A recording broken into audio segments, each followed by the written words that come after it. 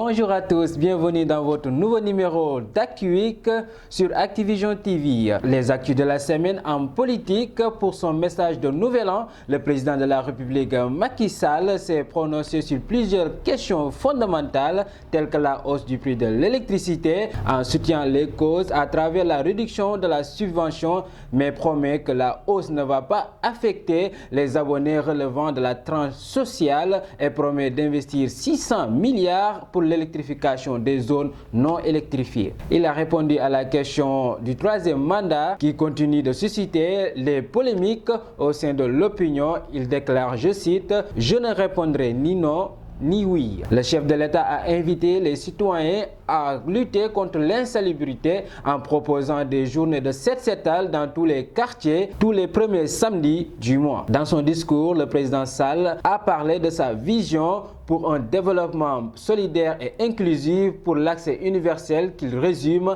en 5 objectifs majeurs à l'horizon 2025. Accès à l'eau et à l'assainissement, accès à l'électricité, accès aux services de transport, à la santé et à l'éducation. Il a insisté sur une éducation de qualité. Il a aussi fait son bilan de l'année mois par mois dans son compte Twitter.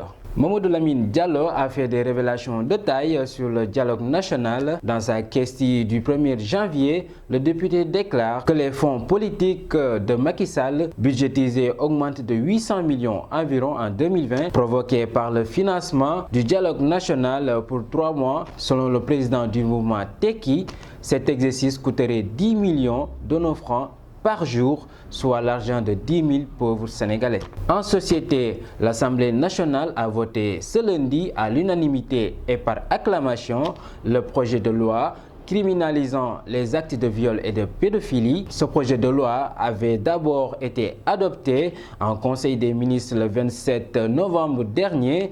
Il s'agit d'une loi modifiant celle du 21 juillet 1965 portant sur le code pénal, relative notamment au chapitre visant à durcir la répression du viol et de la pédophilie, avec des peines pouvant aller jusqu'à la réclusion criminelle à perpétuité. Jusque-là, le viol était considéré comme un délit passible de 5 à 10 ans de prison ferme. Les populations de Mbeubeuss et des quartiers environnants, avec l'appui des mouvements citoyens de la société civile, ont décidé ce 4 janvier 2020 d'empêcher les camions de déverser des ordures sur le site jusqu'à ce qu'une solution soit trouvée. Ils comptent ainsi faire appliquer le décret de délocalisation de la décharge signé depuis 2011 par le président Macky Sall. Le médiateur de la République, Alioune Badara Cissé, a reçu une délégation du collectif Nyolank conduite par Fadel Barro ce jeudi au siège de la médiature de la République. Au menu des discussions,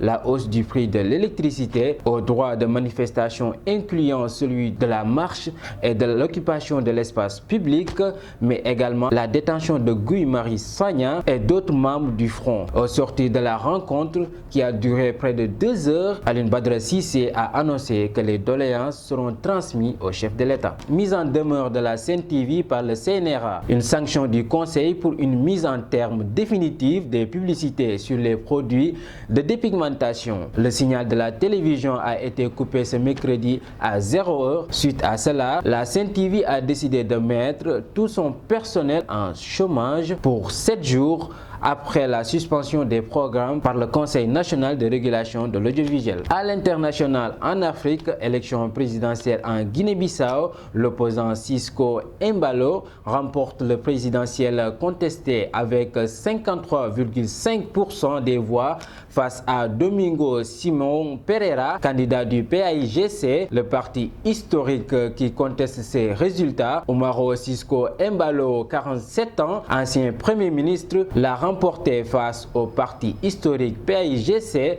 qui domine la vie politique du pays depuis l'indépendance. Carlos Ghosn est en cavale du Japon jusqu'au Liban 4 jours après son arrivée surprise à Beyrouth, alors qu'il était assigné à résidence à Tokyo après 130 jours de détention et 4 inculpations pour malversation financière. L'ex-directeur de Nissan bénéficiait depuis le 25 avril d'une liberté conditionnelle. Il était assigné à résidence dans un appartement du centre de Tokyo. Surveillé par la police et le bureau du procureur ainsi que par une société mandatée par Nissan, ses visites, ses communications, ses recherches sur Internet, tout était consigné avec soin. 3 de ses passeports français, libanais et brésiliens avaient été confiés à ses avocats, faisant d'eux les garants du respect de ses obligations. On termine avec l'assassinat du général Qassem Soleimani à la tête de l'unité d'élite des gardiens de la révolution iranienne, et Abu Mahdi al-Mohandis, commandant d'une milice irakienne,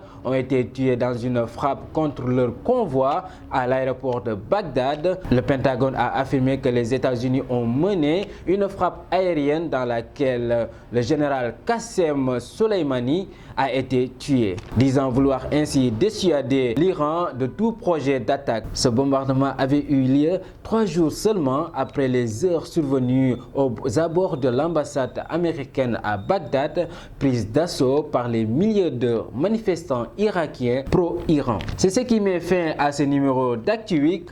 Je vous donne rendez-vous à la prochaine. D'ici là, continuez à vous abonner sur la chaîne Activision TV.